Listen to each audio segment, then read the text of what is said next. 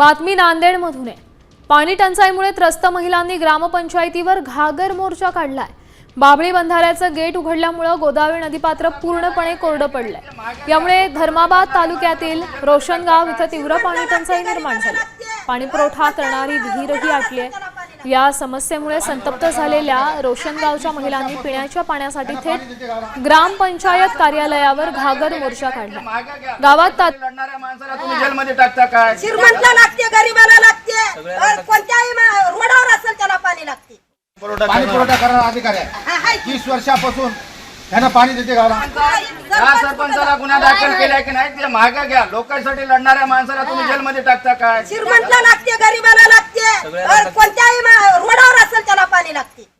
पाणी पुरवठा करणारा अधिकारी आहे। 30 वर्षापासून त्यांना पाणी देते गावाला। या सरपंचाला गुन्हा दाखल केलाय की नाही ते मागे घ्या। लोकांसाठी लढणाऱ्या माणसाला तुम्ही जेलमध्ये टाकता काय? श्रीमंताला लागते, गरीबाला लागते, कोणत्याही